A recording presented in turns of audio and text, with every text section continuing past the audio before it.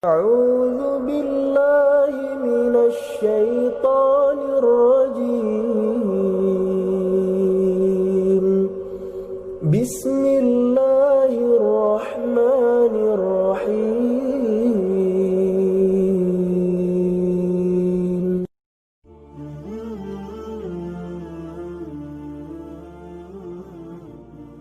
Jamaah MIS rahimakumullah, pada kesempatan kali ini kami akan menjelaskan terkait dengan hukum syariat dari KPR perbankan.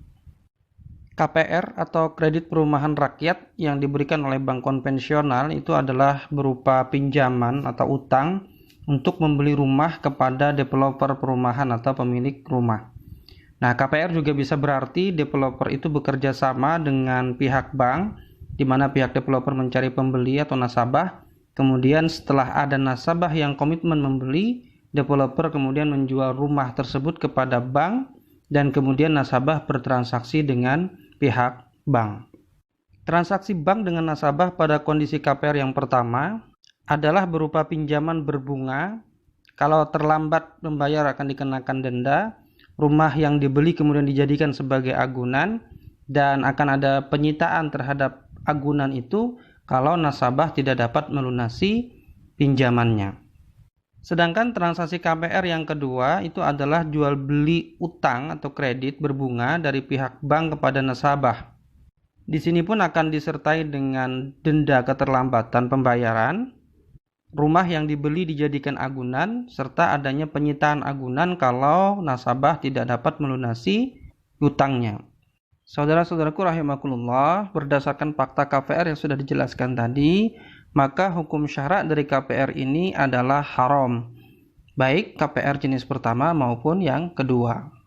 Nah, keharaman dari KPR bank tersebut karena telah melanggar 4 hukum syarak sekaligus, yaitu riba qard, riba nasiah, agunan yang haram, dan pengambilan harta secara batil.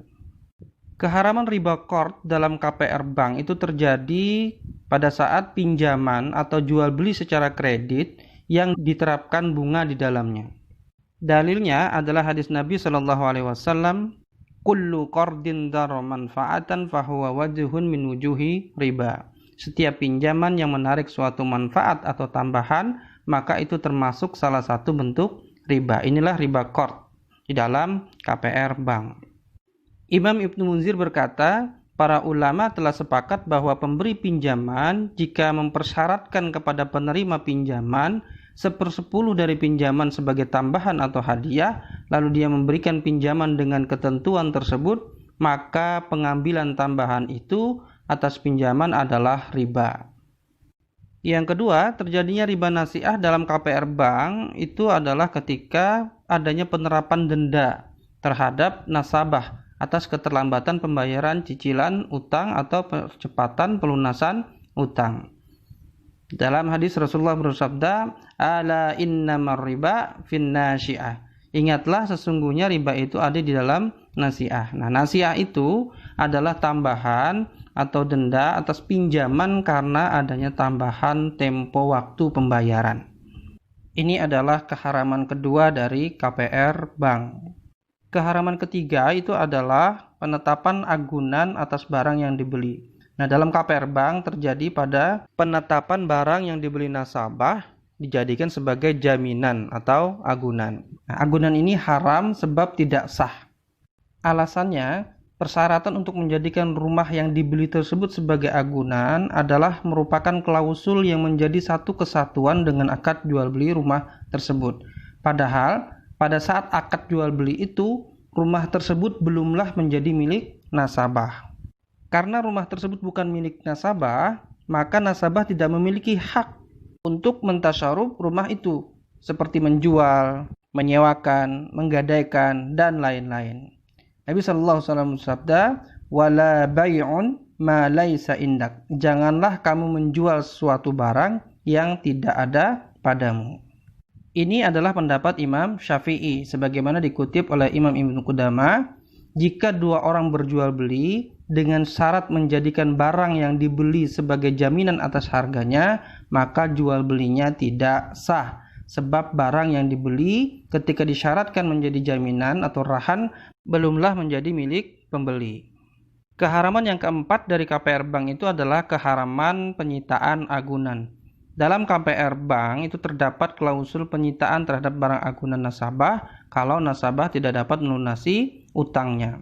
Nah, penyitaan ini haram sebab merampas hak milik orang lain dengan jalan yang batil.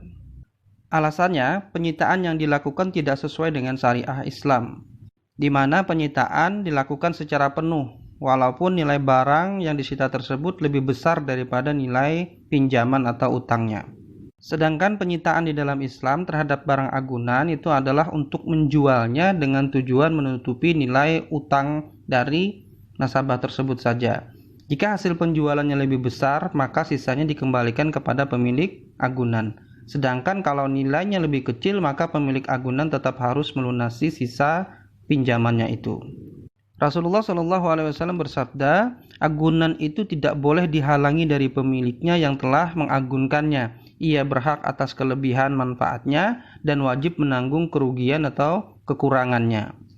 Dengan demikian, saudaraku semua rahimakumullah, kesimpulannya adalah transaksi KPR bank ini hukumnya haram dengan 4 lapis keharamannya, yaitu terjadinya riba qard, riba nasi'ah, agunan yang tidak sah, dan mengambil harta orang lain secara batil. Naudzubillah. Demikian penjelasan kami, semoga bermanfaat. Wallahu a'lam bishawab. Assalamualaikum warahmatullahi wabarakatuh.